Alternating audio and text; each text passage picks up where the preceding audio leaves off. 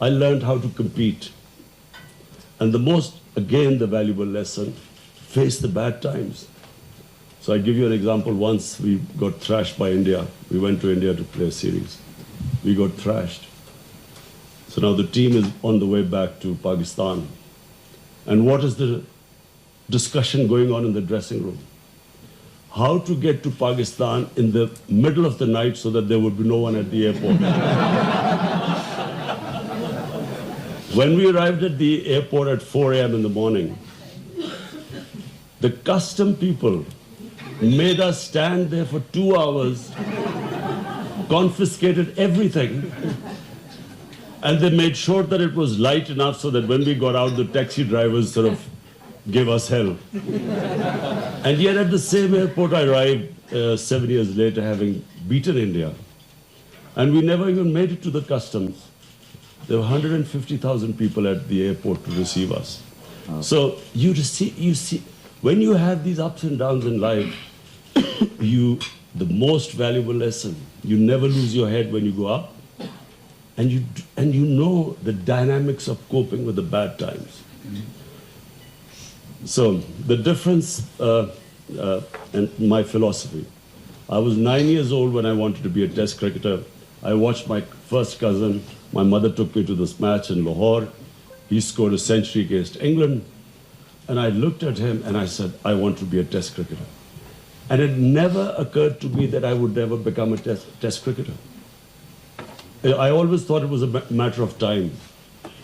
I never realized the struggle I had to go through. Similarly, when my mother died of cancer, I didn't realize there's not a cancer hospital in Pakistan.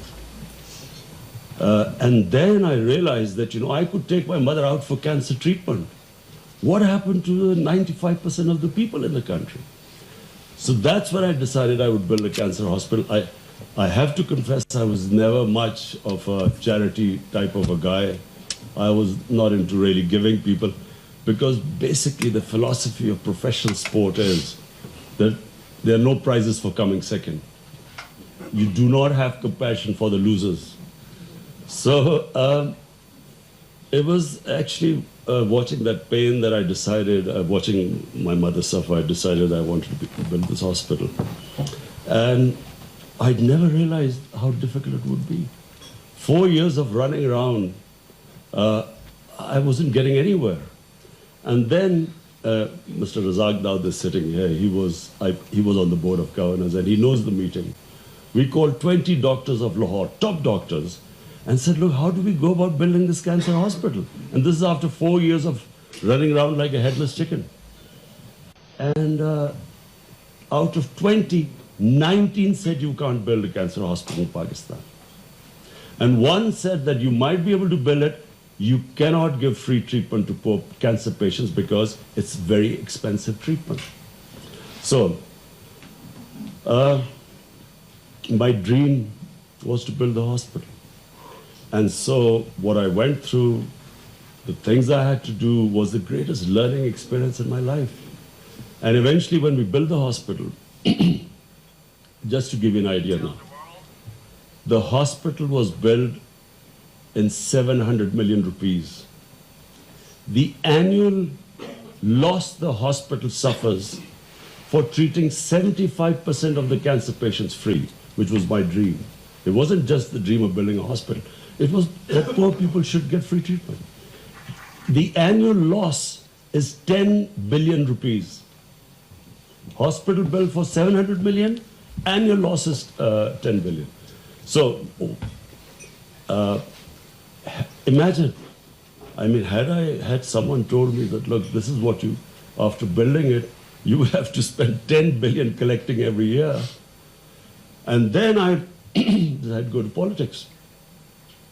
Everyone laughed at me. There's no precedence of, in a two-party system, a third party coming through. There's no precedent. Look at England. Look at the US. You can't break through because they are entrenched.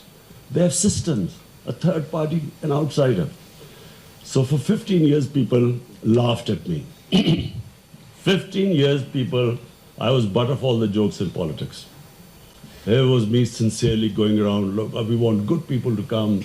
Let's all good people get together. And I didn't realize that the good people were the most cowardly people. They were scared of coming into politics. So anyway, the thing is, the Almighty has given all of us tremendous potential.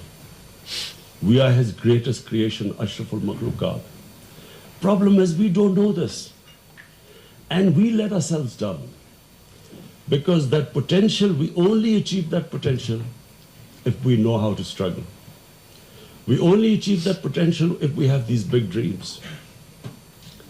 And whatever the human mind can picture can happen.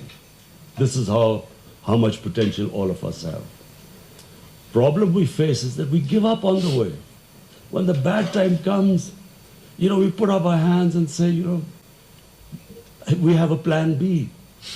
The human potential, the bigger the dream, the bigger the struggle, but you achieve it when you do not have a plan B. There is no going back. You have to burn your boats. Wherever you go after a big ambition, you should never, never, never think of compromising on that dream. So now I come to my dream of Pakistan. You see, I believe, and I always believe, because I grew up in 60s when you cannot imagine the optimism we grew up with about Pakistan. It was one of the fastest growing countries. Our head of state, Ayub Khan, went to the United States. The president of the US came to receive him at the airport. He had a ticker tape reception, open car, people throwing, how they greet those people in the US. He goes to England, he's treated like royalty. Pakistan, there was hope. People believed the country had potential. It was the fastest growing country in the 60s in Asia. We were a model for development. South Korea came to Pakistan, Malaysia. They looked upon us. In HSN, I studied with Malaysian princes. Our university degrees were recognized everywhere. So I grew up with this thing. We had this hope. So we let ourselves down. And we let ourselves down because, unfortunately, we came up with, first of all, we could not, our democracy couldn't get grounded in Pakistan. When the democracy faltered, we had the army. When the army came in, they wanted their own puppets, who were not leaders. And so we went into this musical chairs. But I always believed that the moment Pakistan had good governance, this country would rise. And the moment Pakistan went back to its original vision, there was a reason Pakistan was made. We keep forgetting why was it made. The reason given by the founding fathers, the ideological father of Pakistan, the great Iqbal, and what our great leader, Jinnah, Quaid-e-Azam, brilliant mind, the most outstanding barrister in British India, highest paid barrister, brilliance, man of complete integrity. They all, if you look at the vision of the founding fathers, they wanted Pakistan to be a humane, just society, a welfare state. And we deviated so far from the vision. And nations without a vision die. Why should people want to be part of a nation if there's no vision? So I always believe that the moment our vision, the reason why this country was made, if we could restore that vision, this country has more potential than any other country. Reason why this country has so much potential? Because the best resource are the people. We have dynamic people. I mean, I give you an example. When I used to be playing cricket, India is 7 times the size of Pakistan. We regularly thrashed them. Pakistan had squash players with hard. There were more squash courts in Oxford University. Pakistan had 2 squash champions for 10 years each. Our hockey, hardly finance to anything. We had always the talent. People of Pakistan not just had the talent, we had the resources. I mean, since I've been in power, I'm amazed what the resources the country has. Just out of the 14 copper and gold fields we have in Reko Diq, just 2 of them. And guess who told me? This foreign company which we are in litigation against, this chairman, I was speaking to him, he told me, he said, do you realize that these 2, the blocks, the profit is $100 billion. Just the profit of 2 blocks. This is just, I didn't know that.